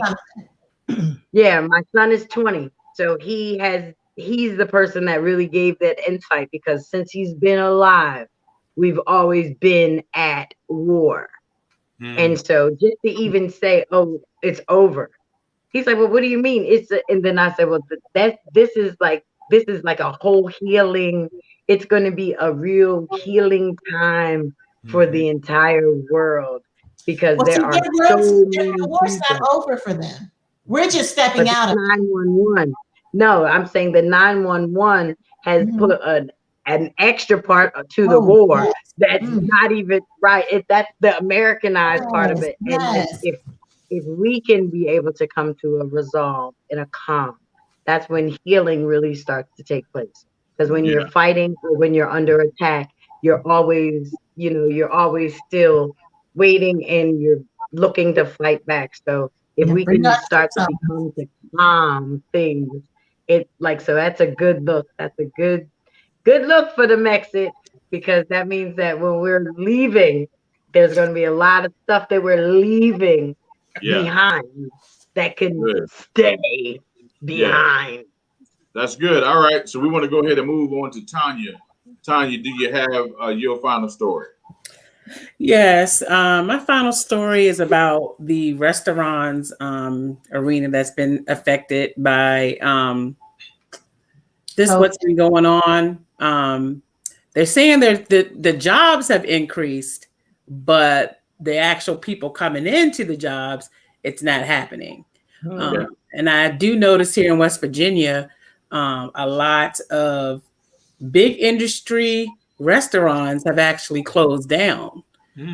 Did not make it through 2020. They actually closed down, and a lot of the smaller businesses, or the small businesses, or the mom and pop shops have actually gotten more of the business. Now they had to, change up some things and follow the new CDC guidelines and all that, but they didn't shut down. Golden Corral here shut down, and that's like a big, Not the Golden. What? No. Golden Corral. Golden Corral was so big. Everybody here in West Virginia was at Golden Corral when they opened. I mean, everybody went there. But since they shut down, they did not open back up. Wow. That tells you a lot. That's an economic indicator. Yeah. When those kind of staples start shutting down, that tells you that area is in serious trouble. Yeah. On a lot of different fronts. So I'm sorry to hear that. Yeah. So is anyone else seeing that kind of affected in your area? Here in Indianapolis, it's the same scenario, and I'll go sci-fi on you about this whole COVID situation. This reminds me of Demolition Man. If anybody's ever seen that movie, Demolition Man. Yeah. And Sandra Bullock had a line in there where she was excited to go to Taco Bell, and Sylvester Stallone was like, "Why Taco Bell?" And that's because all of the restaurants had closed down, and the only survivor was Taco Bell. Well, you know, in the event of a nuclear fallout, the cockroach is the only one that's going to survive. So I'm not surprised by that. Yeah, and what we're seeing right now with COVID is a consolidation of companies. A lot of people are going out of business, and the only ones left standing is going to be Taco Bell, and it's kind of scary. Open till 1. Yeah. Well, you know, there's a job that few know about. It's called a futurist. Oh yeah. A futurist, right? And so what a futurist does, and this is the crazy thing about it, is if you look at the show The Simpsons. Oh, don't start. And they talk about how many things that they have said in the past that happened in the future. Right. Because they literally have people who look at trends and they look and they analyze the possibilities of things, cause and effect, things that could happen in the future. And they just put it into their cartoon. There's a lot of big words over there. What'd you say, Saa'dia? Using a lot of big words. Break it down for us. All right. So let me say it this way. When but y'all do know I'm gonna get it back for that. But what I'm saying is that there are things that are happening in the world that people are orchestrating. Absolutely. Right? Yeah. And because of the way they orchestrate it, there's a domino effect that you can look at and know it's going to happen. This happened, that happened. So it's planned. Yeah. So we start looking at areas like West Virginia, and you see a place like Golden Corral shutting down. I mean, the ability to shut down a place like that, you can't, in a normal economy, you couldn't do that. Right. Because people like high food, they like cheap food, they like community. That's a lot of food. Right. They need a place to eat on Sundays. A lot of food. Right. But when you take away the power of the people, then you can take away the things that people like. Right. Right. But and you that's gotta think it's not that. That's a healthy thing. That you gotta think it's not so much about what they might not like. You gotta think that's the golden corral. Every plate is out with everybody's plate. Like, so what companies have done in order to make themselves stick through the COVID, like they've changed so much inside of their restaurant. The Golden Corral can't really change too much because it's like, let me tell you about that. That's you got people breathing on it. All that's just smoke and mirrors, though. I mean, to be honest with you, I don't care how sanitized the restaurant is. You got somebody in the back making and prepping that food, breathing the air on your food. You got people grabbing that food, bringing it to you. People who touch the wrappers and the cups and the straws. So it doesn't matter how safe a place says they are. There's no way. We're talking about a virus. That's right. Microscopic. Somebody could have coughed outside. The wind could have blew it on the door handle. Somebody could have touched the door handle and brought it into the restaurant. So I mean, just we're not going to be fooled by smoke and mirrors, because that stuff is not even reality. Mm-hmm. The reality is, if you want to stay safe, then you grow your own stuff, you eat in your own house, and you live off your own land. That's the only way you're going to be safe. Other than that, stop with all the craziness. That's the type of stuff that America has been feeding people for years. I love, Stephen, that you said that. Grow your own food, because when I grew up, that's what we had. We had our own gardens. We had our own hogs and cows and all that. And we shared. The community shared many times with each other.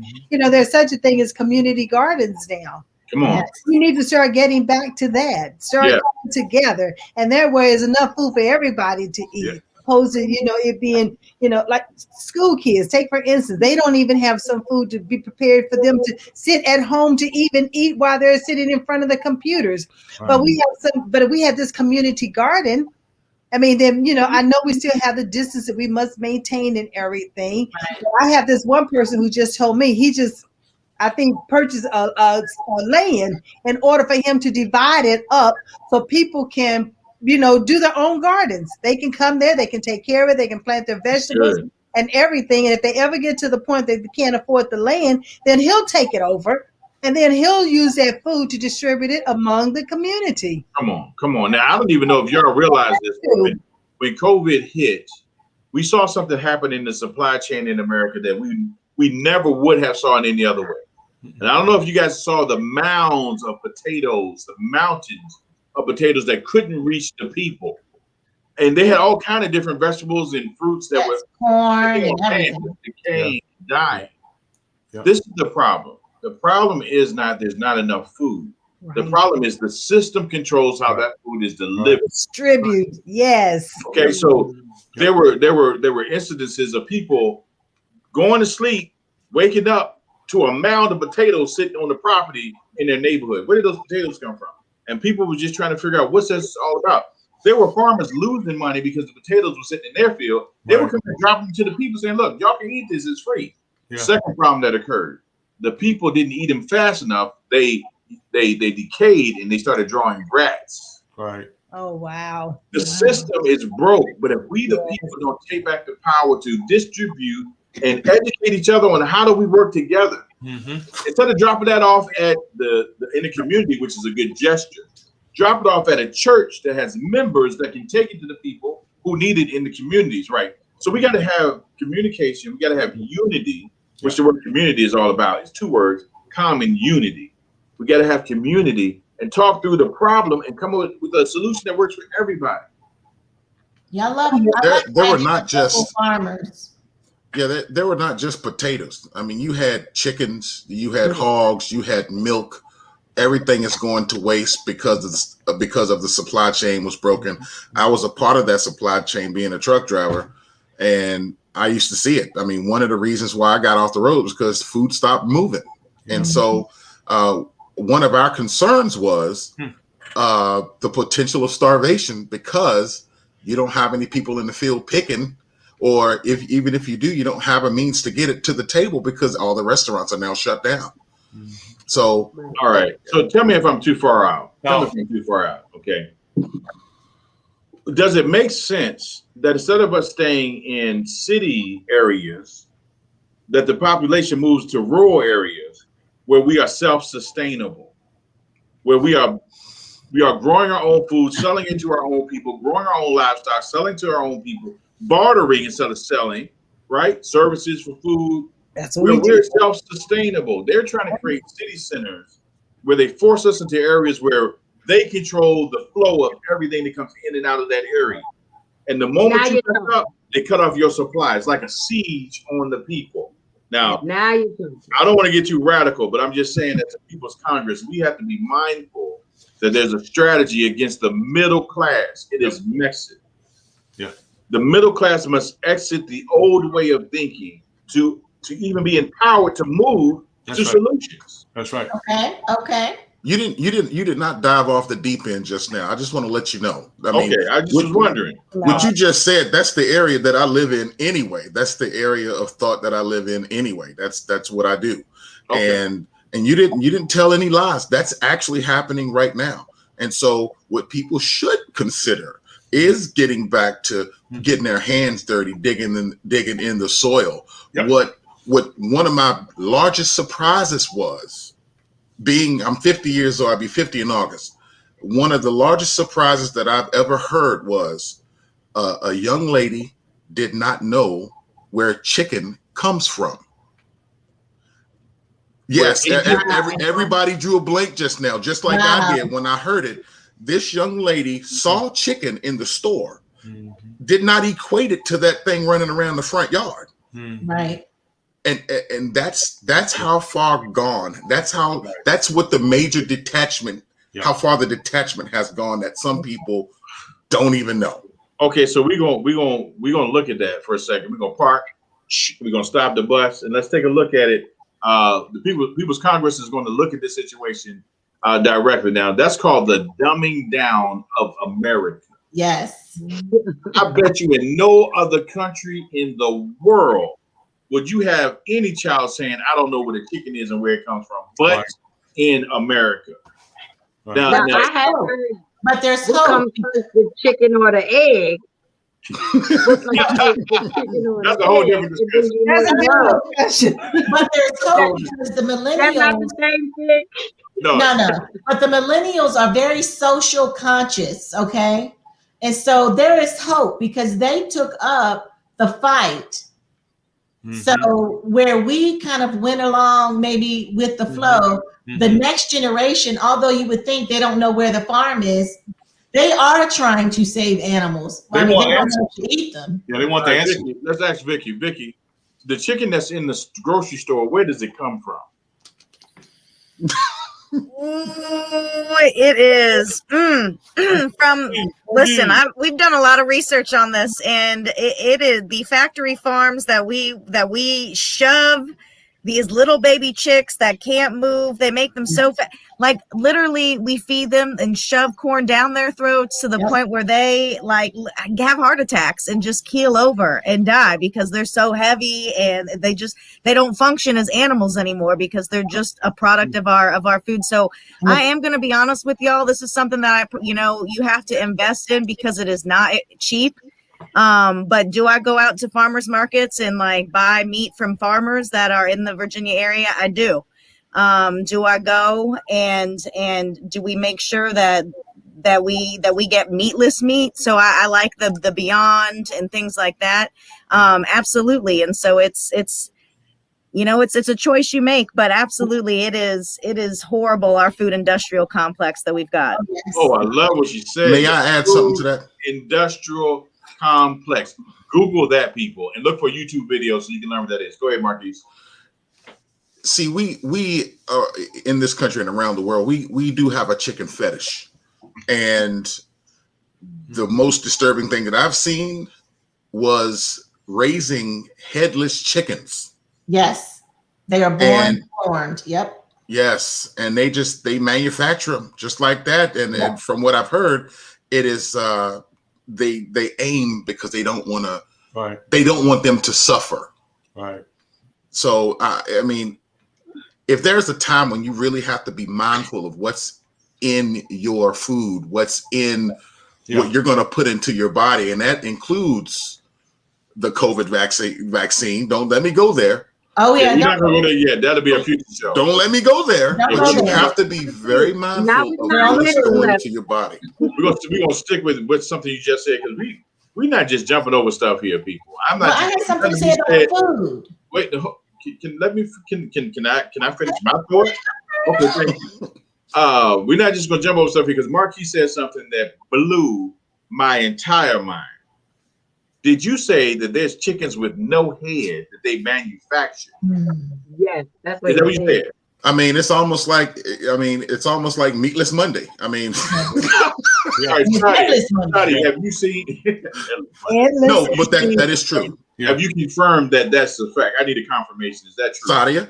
So I've seen a show, yes, that actually showed us the chicken meal farms where they were born deformed and they fed them. They put them right through the thing and processed them just like they were okay. So we have tons of deformed chickens that we're eating, which is why I'm a pescatarian who only wants wild caught seafood. Okay, this is something that I want to say to you guys right now. Y'all talking about chicken is like talking about my mama. I'm gonna let you know right now. I am upset that y'all talking about chicken the way y'all talking about chicken now. I'm upset because 95% of my diet is chicken, and the other 5% is eggs, which is chicken.